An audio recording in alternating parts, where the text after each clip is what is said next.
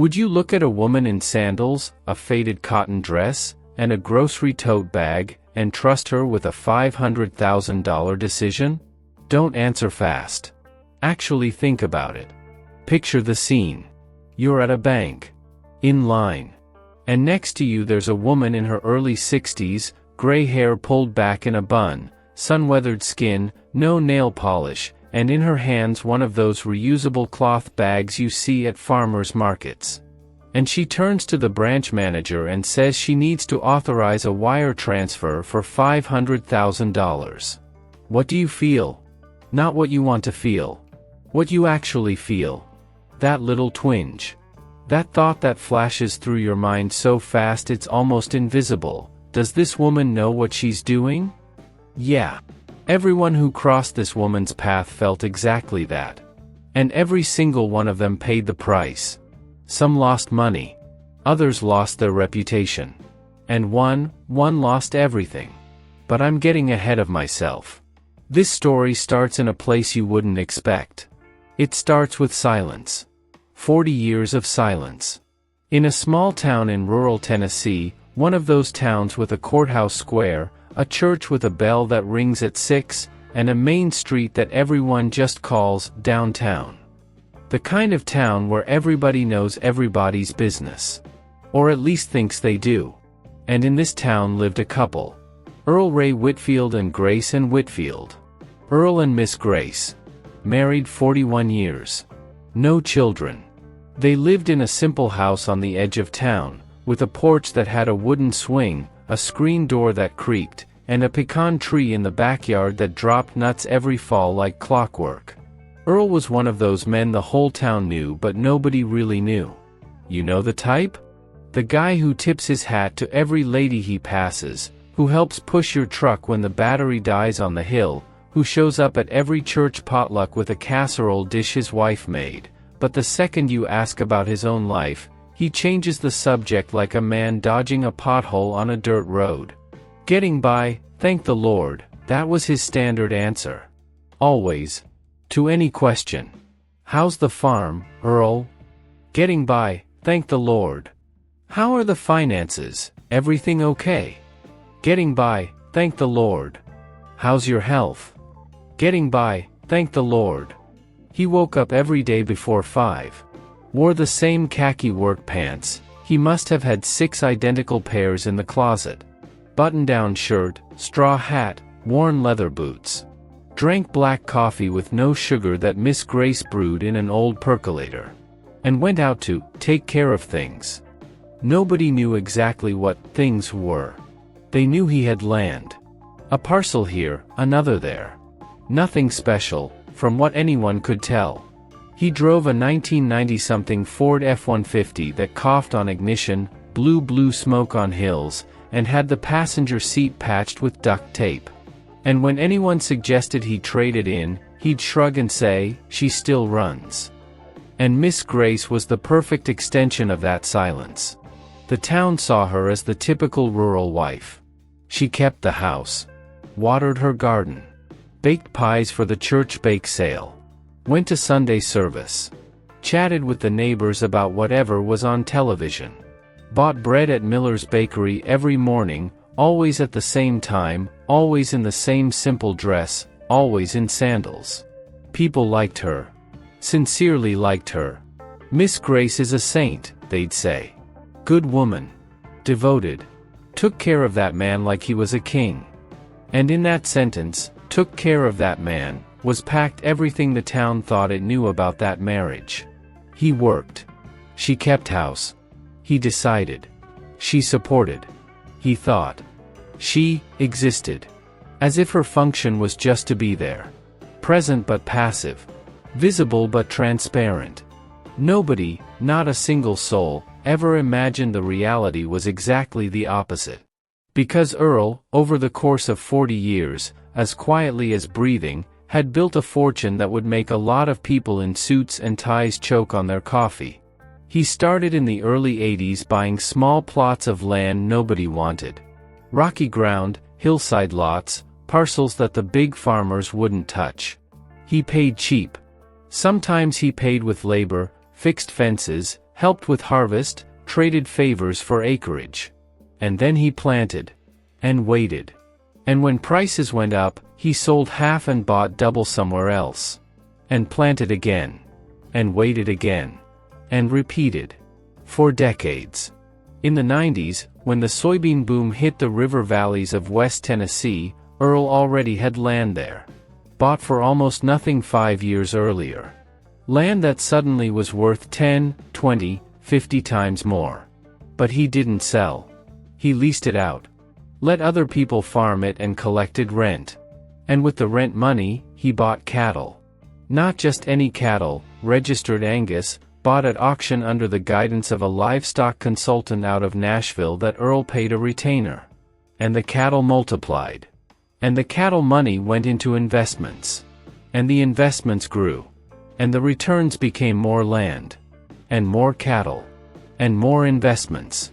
It was a perfect engine, spinning in silence for decades, hidden behind an old pickup truck and a pair of khaki pants.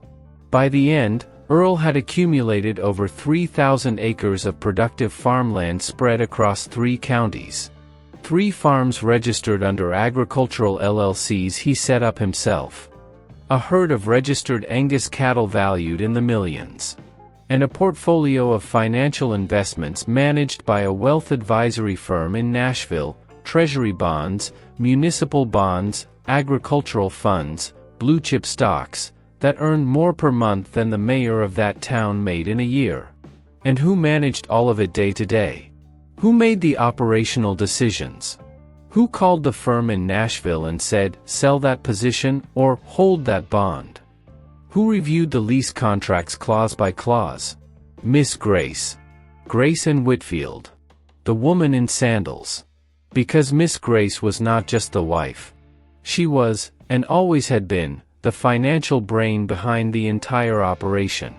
She was the one who convinced Earl in the late 90s to move money out of savings and into long-term fixed income, when everybody in rural Tennessee still thought a savings account was the safest investment in the world.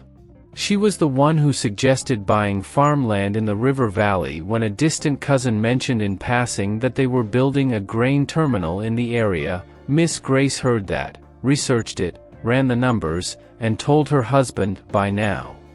She was the one who taught herself about agricultural tax law by reading books from the county library, and later, when the internet arrived, spent entire nights on legal websites, spiral notebook beside her, writing down everything, memorizing deadlines, understanding deductions, finding legal strategies that saved hundreds of thousands in taxes over the years.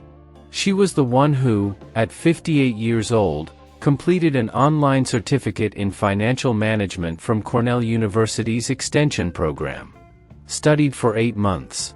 Watched lectures on the old desktop in the living room, wearing earbuds so she wouldn't bother Earl watching the evening news. Took every exam. Scored a 93 out of 100. Printed the certificate. And put it in a drawer. Without telling anyone. Not the neighbors. Not her church friends. Not the pastor. Because Miss Grace had learned from Earl, and maybe even taught him, the most powerful lesson there is, the strength of silence. The strategic advantage of appearing to be less than you are. In a world that judges by the packaging, being underestimated is the greatest protection anyone can have. And she used that protection her entire life. Until the day she needed to use it as a weapon. Earl died on a Saturday morning. Heart attack. Fast. No warning. Miss Grace was in the kitchen making coffee when she heard a sound from the bedroom. She ran.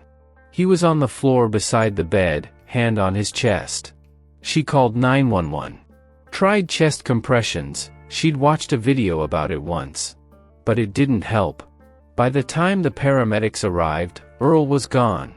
And in that moment, on that Saturday morning, with the coffee still brewing and her husband on the bedroom floor, Miss Grace felt something she had never felt before, the complete loneliness of being the only person in the world who knew the truth about her own life. Because nobody knew who she was. Nobody knew what she had helped build. And now, without Earl, she was just the widow. The poor widow. The funeral was at the church. Packed. Earl was loved the way quiet, good people are loved, without fanfare but with sincerity. The neighbors came. The church friends. The folks from the co-op. And the family. Earl's family, which was spread out and complicated the way every big rural family is. There was a sister, cousins, nephews, second cousins, people nobody quite remembered where they came from but who showed up at funerals and weddings like they show up at a free buffet. And in that sea of people dressed in black, 3 faces stood out. The 3 nephews from Atlanta. Richard, the oldest. Mark, the middle one. And Ryan, the youngest. Sons of a brother of Earl's who died young, raised by their mother in Atlanta, far from the country, far from their uncle. They showed up in dark suits. Polished shoes. Fresh haircuts. Rehearsed expressions of grief. They hugged Miss Grace with that stiff formality of people who know someone by name but not by life. Our deepest condolences, Aunt Grace. Uncle Earl was a good man. If you need anything at all, we're here.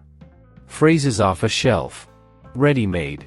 Miss Grace thanked each one with a polite smile, and that look she had, a look that seemed to see through people like an X-ray, but that people mistook for gentleness. And then there was the sister. Alma. 71 years old. A woman who carried grudges the way other people carry handbags, always full, always heavy, never set down. She and Earl had a falling out back in 1989 over a fence line between 2 lots. A fence. 30-odd feet of barbed wire. And they never really spoke again. 30 years of silence over 30 feet of fence. Alma showed up at the funeral crying loudly, dramatic, fanning herself, needing someone's arm to walk, as if she'd lost the great love of her life. Miss Grace looked at her and said nothing. Just offered water. And then there was Gerald. Gerald Ray Mendez. Earl's cousin. And this one I need you to pay close attention to, because he's the engine of this story. Gerald was the likable cousin. The one everybody enjoyed being around. The one who showed up to the barbecue with cold beer and a new joke. Big smile, loud voice, firm handshake. Knew the names of everyone's kids. Asked about your health, your job, your daughter's soccer team. Brought gifts at Christmas. He was the kind of person you'd meet and think, what a great guy. But Gerald was a walking disaster. He owned a used car dealership in Knoxville that had been bleeding money for 3 years.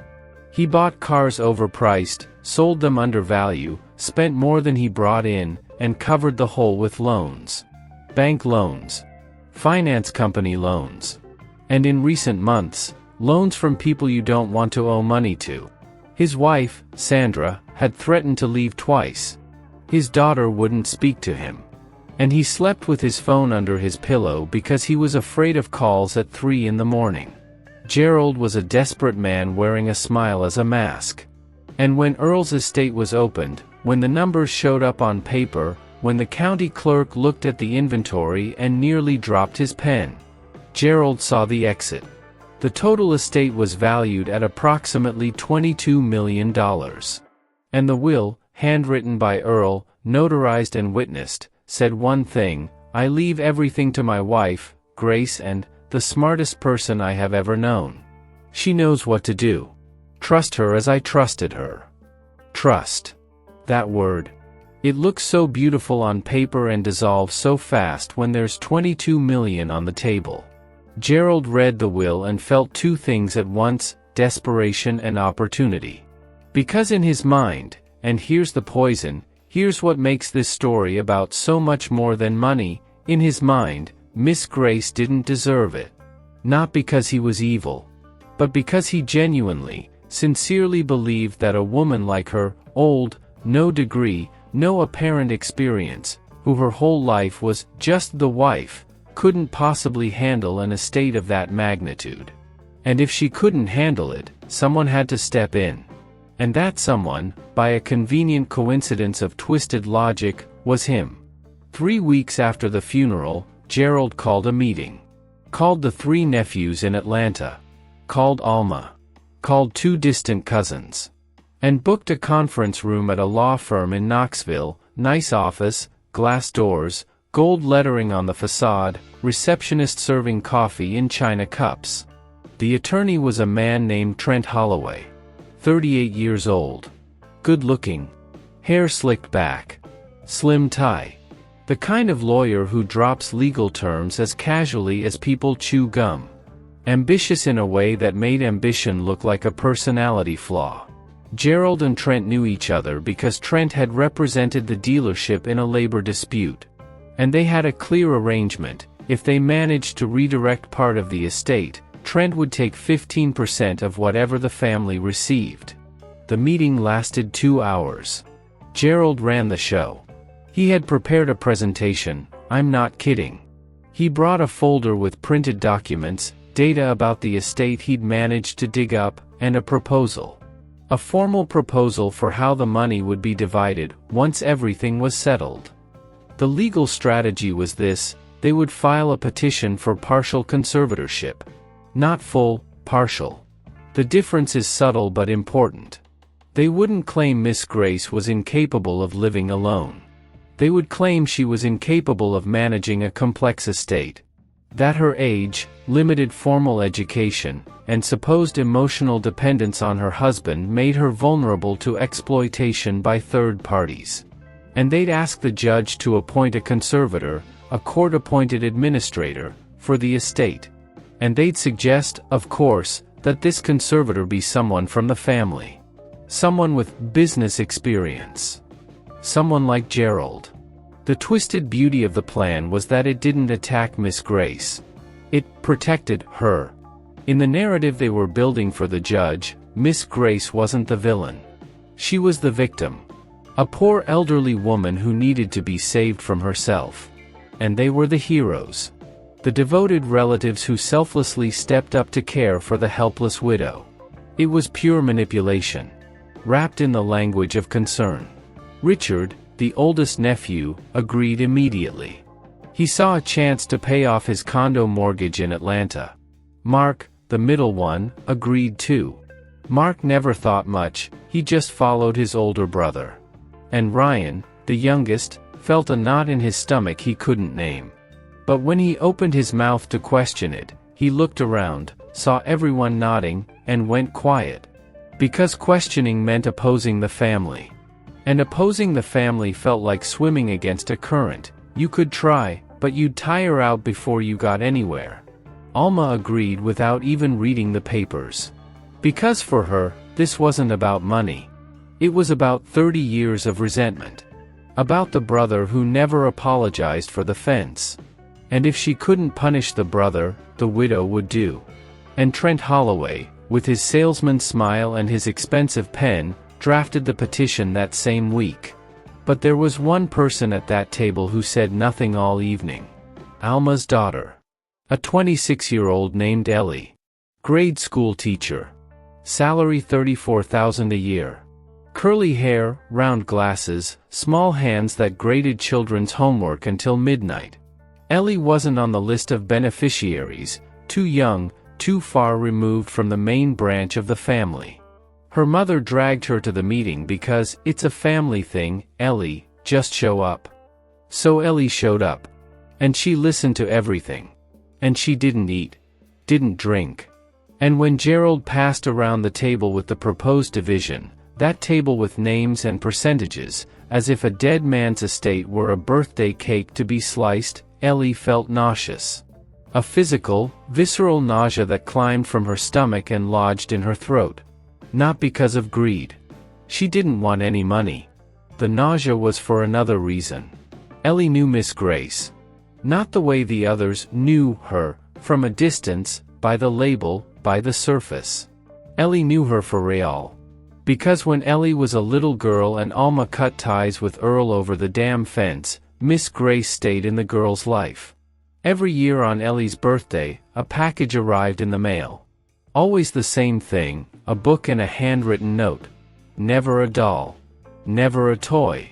Never candy. A book. And the notes were what Ellie looked forward to most. Because Miss Grace wrote things that nobody else said to her. My dear Ellie, The world is big and full of people who will try to convince you that you are small. Don't let them. Study, sweetheart. The world respects those who know how to think. Ellie kept every note. Every single one. In a shoebox under her bed. And when she grew up and wanted to go to college, education major, at the state university, her mother couldn't afford even the application fee. And it was Miss Grace who called. Secretly, without Alma knowing. A short, direct phone call. Ellie, I'm going to deposit the tuition for your first semester into your account. Don't tell your mother. And don't thank me. Just do one thing, graduate.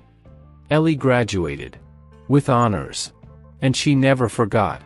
So when she sat in that steakhouse and watched the entire family organize itself to take from Miss Grace what was Miss Grace's by right, by will, and by 40 years of silent partnership with her husband, she knew she had to do something. But she didn't do it that night.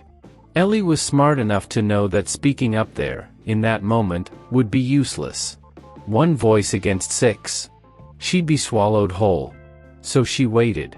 And 2 days later, without telling anyone, she drove to Miss Grace's house. Arrived in the afternoon. Knocked on the screen door. Miss Grace opened it with a dish towel over her shoulder and the smell of cornbread coming from the kitchen. Ellie. What a nice surprise. Come in, honey. I just took cornbread out of the oven. And they sat in the kitchen. At the same table where Miss Grace and Earl had sat for 40 years making decisions worth millions. But that looked like nothing more than an old Formica table under a yellow light.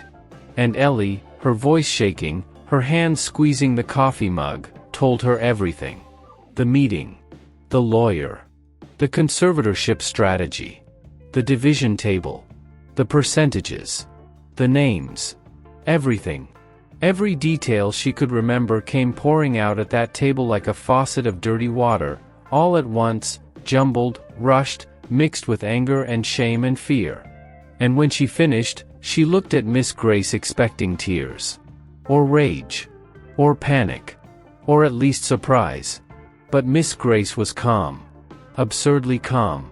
She took a sip of coffee. Set the cup on the saucer. And said, "Honey, I know."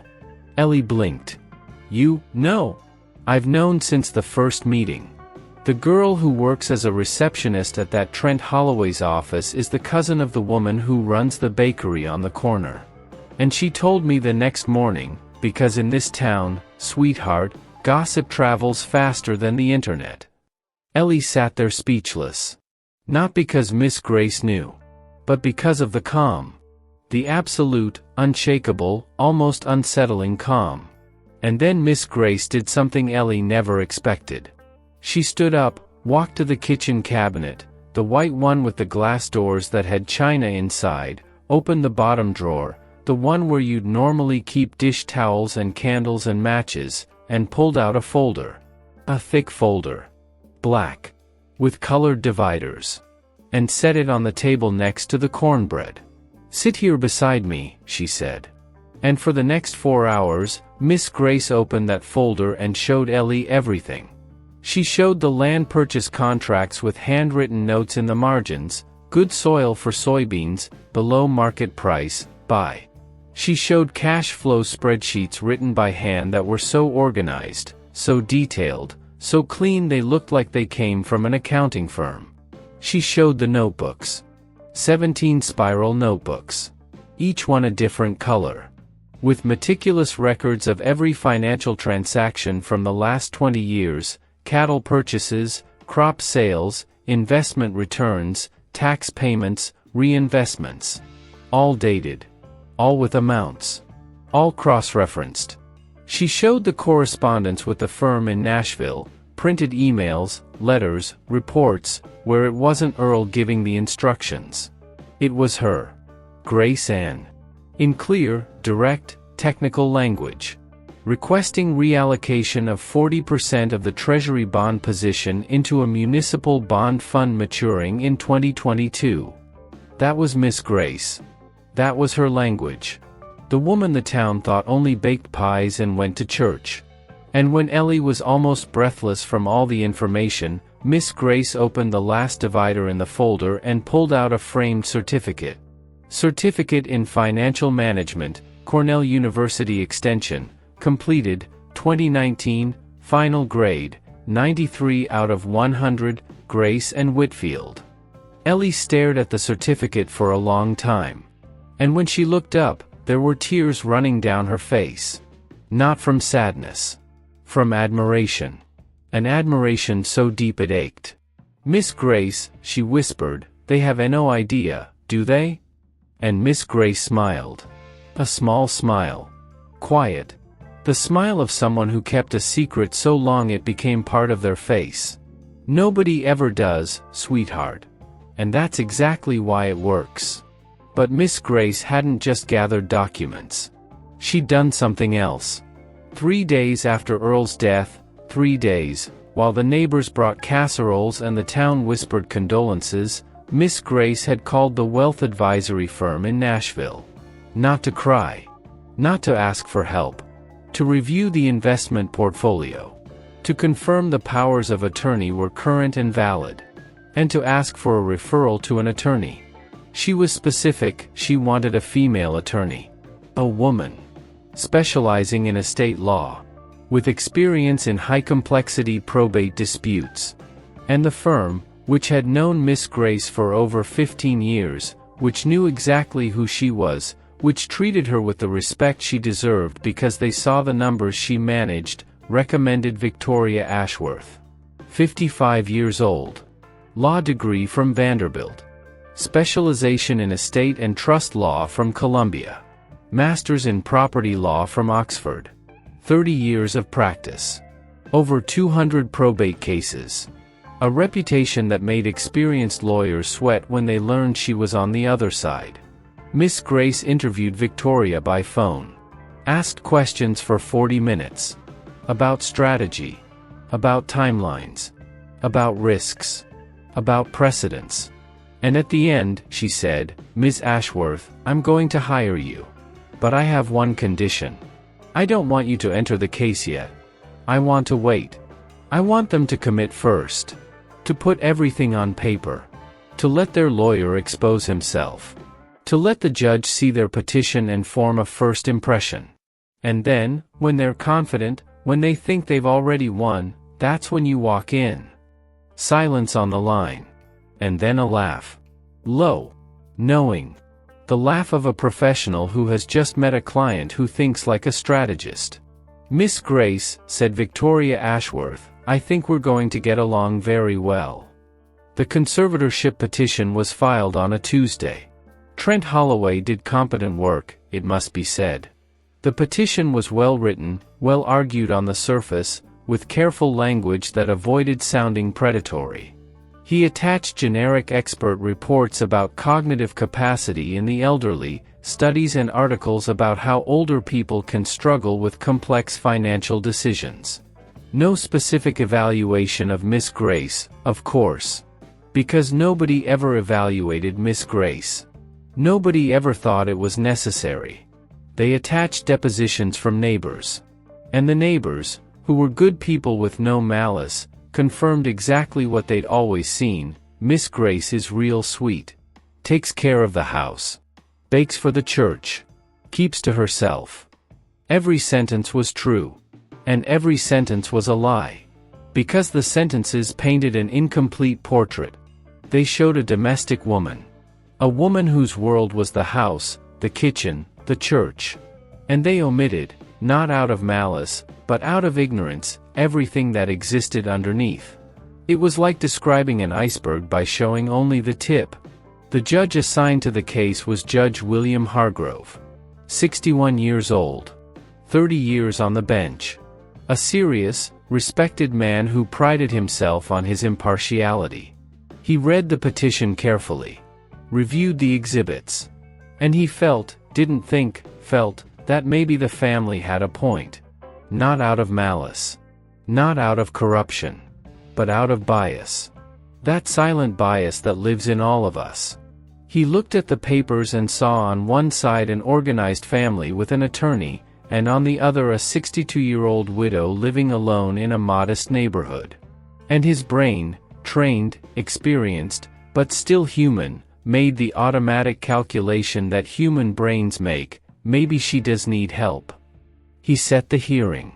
Issued the summons. Had Miss Grace served. And when the process server knocked on the screen door, Miss Grace was watering her plants. She read the papers slowly. Put on her reading glasses. Took them off. Put them back on. And the process server, who told this story later, years later, waited. Waited for her to ask for an explanation. Waited for her to look confused. To ask what it meant. To cry. But she just looked at him with that look that saw right through, and said, "Please let the judge know I'll be there. Thank you." And the process server walked away thinking she hadn't understood the gravity of what was happening. The hearing was set for a Wednesday morning. 9 o'clock. County Courthouse. And I need to describe this scene in as much detail as I can. Because every detail in this scene matters. Every detail says something about who we are and how we see, or fail to see, the people around us. The family side arrived first. Gerald in a brand new navy suit. Red tie. Polished shoes. Hair combed. Smelling of expensive cologne, bought on credit, with money he didn't have, because appearance is investment, right? The nephews from Atlanta, sharp looking. Richard with a leather briefcase. Mark with the air of someone who was there out of obligation but had already calculated his share. Ryan a step behind, with that knot in his stomach that hadn't gone away since the steakhouse dinner. Alma in a black dress, grave expression, tissue in hand. And Trent Holloway, perfect hair, tailored suit, watch that glinted, and a confidence that leaked from his smile. They sat on the left side of the courtroom. Took up space. Opened folders. Spoke in low voices to each other, with the easy intimacy of people who already know the outcome before the game begins. And then the door opened. And Miss Grace walked in. In sandals. A light blue cotton dress with tiny floral print. Cloth grocery tote. Gray hair in a bun held by a tortoiseshell clip. No makeup. No jewelry. No watch.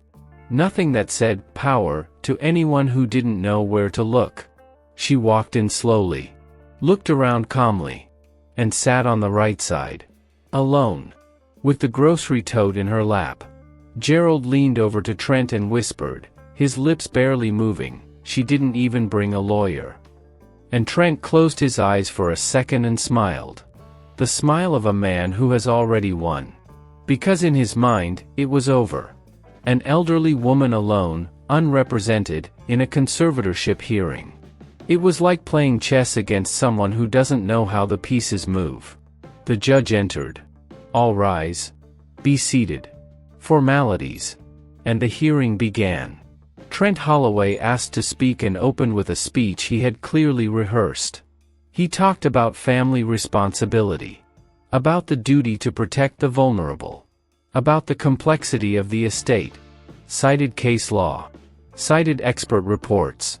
And the whole time, the entire time, he referred to Miss Grace as the respondent, or the widow, or the elderly woman. Never by name. Never as a person. Always as a condition. As if she weren't someone, but a problem to be managed. And when he finished, after 25 minutes of measured eloquence, the judge turned to the right side of the courtroom and asked, "Ma'am, do you have legal counsel?" Silence. Gerald gripped his pen tighter. The nephews glanced at each other. Miss Grace stood up. Slowly. With the calm of someone who has no need to rush because rushing is for those who are losing. "I do, Your Honor. She's on her way. I apologize for the delay." And before the air in the room had settled after that sentence, the back door opened. And in walked Victoria Ashworth. In heels. Dark gray suit. Italian leather briefcase. Hair pulled back. Thin glasses. And a presence that changed the entire room. It wasn't noise.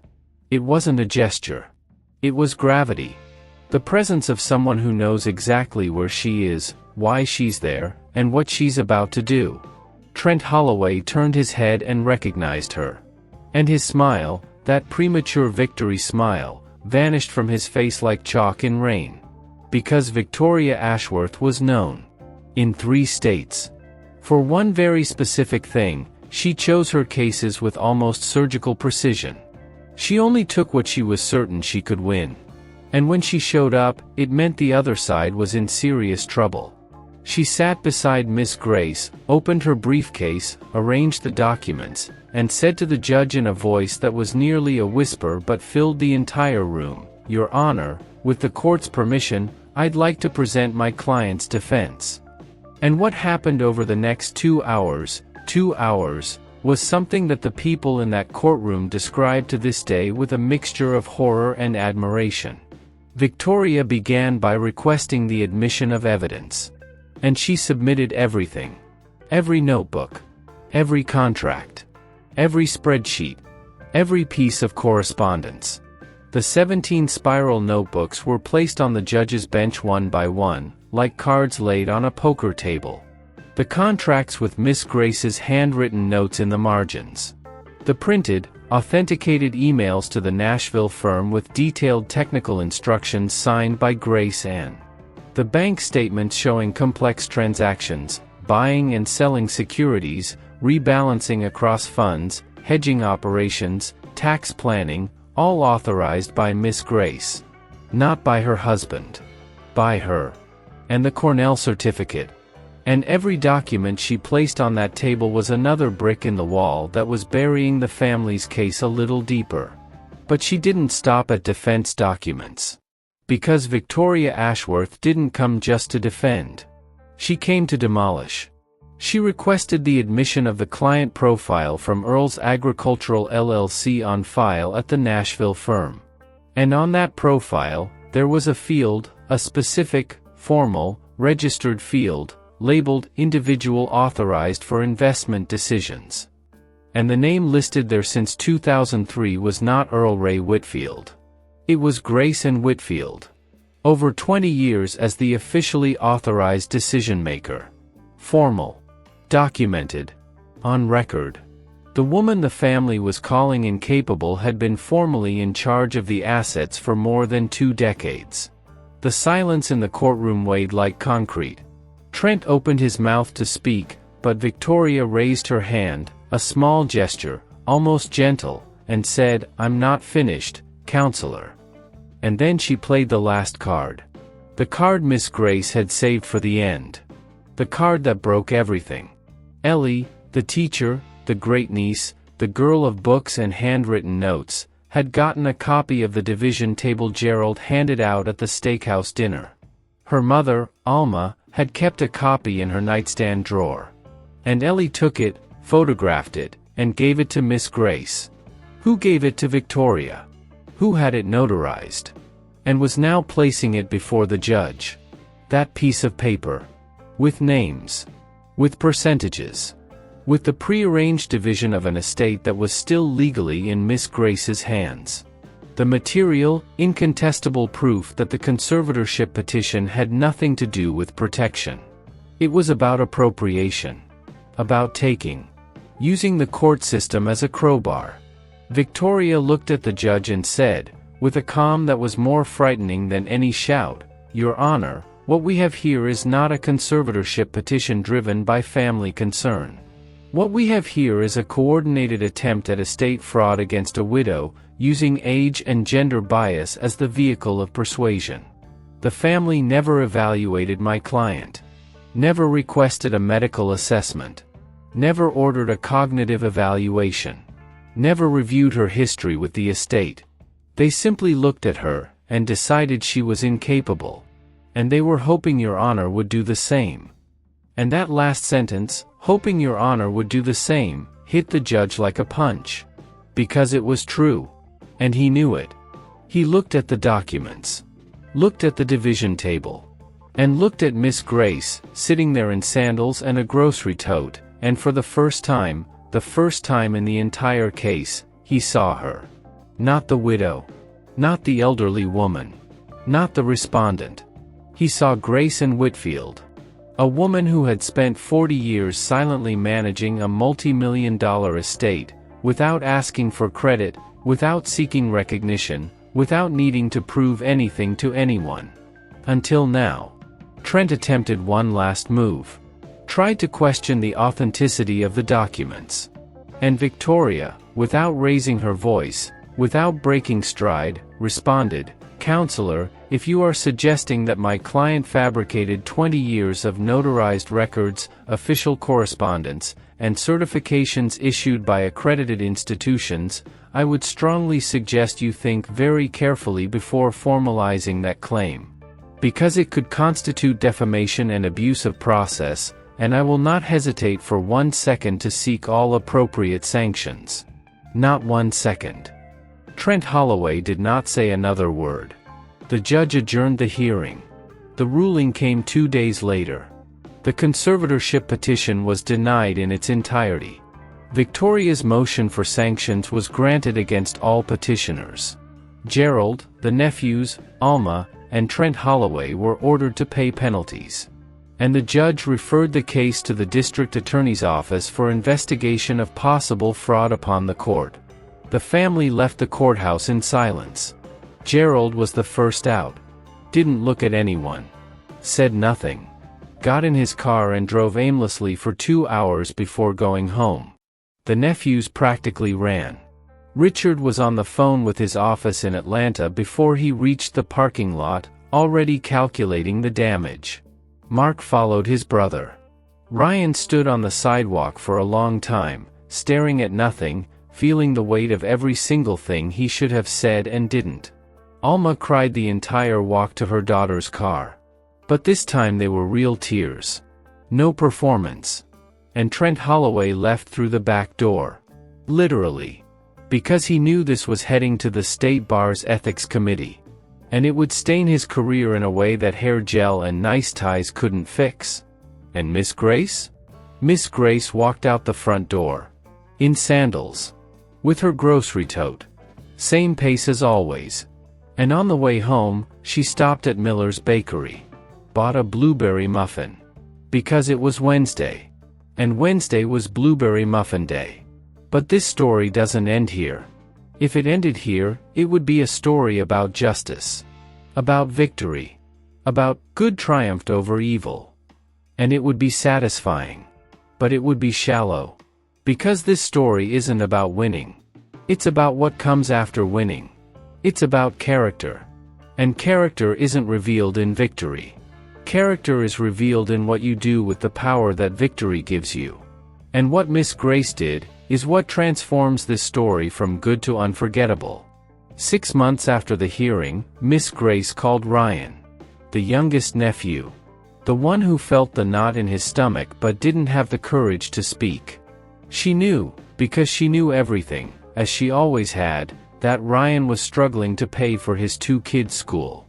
That his wife had lost her job. That they were thinking about pulling the children out. And she said, in that calm voice that was her trademark, "Ryan, I'm going to deposit the tuition for your children. Every month. Until they graduate high school." Silence on the other end. The kind of silence that has weight. And when Ryan finally managed to speak, only one word came out, "Why?" And Miss Grace answered, "Because your uncle would have done it. Because those children didn't do anything wrong. And because I know what it's like to need help and have no one extend a hand. Your uncle and I, in the beginning, we needed help. And someone extended theirs. So we extend ours." Ryan cried. Cried the way a grown man cries when he realizes he's been small. And from that day on, he never allowed anyone to speak ill of Miss Grace in his presence. She did the same for Ellie. Called her to the kitchen, always the kitchen, because for Miss Grace, the most important things in life are settled with coffee on the table, and said, "Ellie, you are the bravest person I've met in years. And this is where I want to turn this story toward you. Because you've been listening and you're probably thinking, I would never do that. I'm different. I see people for who they are. But do you? How many times in the last week, just the last week, did you look at someone and in less than 3 seconds decide that person's entire story? What they do? What they know? what they're worth, how much they make, where they live, whether they're smart or not. How many times did you walk into a store and give more attention to the salesperson in a suit than the one in a uniform? How many times did you listen to someone's opinion with more respect because they spoke well, used big words, had credentials on a wall, even when the opinion was empty? How many times did you pass a Miss Grace on the street, and not see her? And the question that hurts the most, how many times has someone done that to you? Looked at you, and decided you were less than you are, without asking, without knowing, without giving you a chance? How did that feel? Remember? It hurts, doesn't it? So why do we keep doing it to others? That's the question Miss Grace left hanging in the air. Not with a speech. Not with an accusation. But with her entire life. Because she could have dressed differently the day of the hearing. She could have worn heels. Expensive clothes. A designer bag. Victoria, who was pragmatic, suggested that perhaps it would be strategically wise to present herself in a manner more compatible with the gravity of the proceedings. And Miss Grace said no. I'm going as I am, Ms. Ashworth. Sandals and grocery tote. If the judge looks at me and actually sees me, good. The truth speaks for itself. But if he looks at me and only sees the sandals, then the lesson will be for him too. That's not naivety. That's courage. The courage to refuse to put on a costume to be accepted. The courage to say, I will not change who I am so that you can see my worth. And she was right. The lesson was for everyone. For the family. For the lawyer. For the judge. And now, for you. Because we live in a world that taught us to trust the packaging. We trust eloquence more than competence. We give more credit to those who present well than to those who work in silence. We look at the outside and think we understand what's inside. And as long as we keep doing that, there will be Geralds exploiting it. There will be Trents enabling it. There will be judges being fooled by their own bias. And there will be Miss Graces being underestimated. Every day. Everywhere. At work. At the bank. At the hospital. At the police station. At the grocery store. At the school board meeting. The difference is that not every Miss Grace has a folder in the kitchen drawer. Not every Miss Grace has 40 years of documents saved. Not every Miss Grace has a Victoria Ashworth on speed dial. Not every Miss Grace has the money to fight back. Some Miss Graces lose. They lose the inheritance. They lose their dignity. They lose their voice. They lose the right to be heard. Because the system that underestimates doesn't fail only when the underestimated person is strong. It fails every time. It fails silently, invisibly, daily. With people who don't have the ammunition to fight back. And we are part of that system. Every time we look but don't see. Every time we judge without asking. Every time we decide who someone is before giving them the chance to show us. Earl understood this. That's why he spent his whole life looking like less than he was. Because in a world that judges by appearances, invisibility is the best armor there is. And Miss Grace learned from him. But she added something her husband didn't have, the willingness to use that invisibility as a mirror. To hold the mirror up in front of every person who underestimated her and say, without needing to speak, look. Look at what you did. Look at what you almost did. Now tell me, who here is the incapable one? I don't know exactly what happened to Miss Grace after all of this. The story reached me through winding roads, the way all good stories travel, mouth to mouth, detail by detail, gaining and losing pieces along the way. But I know what she taught me. She taught me that the greatest form of power isn't the one that shows itself. It's the one that waits. That watches. That lets the other person reveal themselves first. And when the time comes, when it finally comes, it doesn't need to shout. Doesn't need to humiliate. Doesn't need to be cruel. Doesn't need to return evil for evil. It just needs to be prepared. And put the truth on the table. Miss Grace put the truth on the table that day. And the truth brought everyone down. Not because it was violent.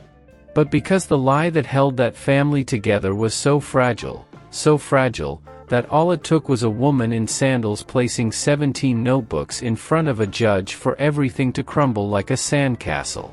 And then she sent a Christmas basket to the man who tried to steal everything from her. Think about that. Think about the size of that. The size of someone who wins and instead of destroying the people who tried to destroy her, offers coffee. And that is the part one can't get out of my head. Because we're so used to stories of revenge. Of payback. Of, I won, now you suffer. We want to see the villain fall. We want the explosive ending. But Miss Grace delivered an ending far more devastating than any revenge. She gave compassion. She looked at the people who treated her like she was nothing, and treated them like they were someone. And that is what won't let anyone sleep. Because revenge, you get over. It stings, but it passes. You convince yourself you deserved it, that the other person was bad, that life is just like that. But compassion from someone you wronged? That stays.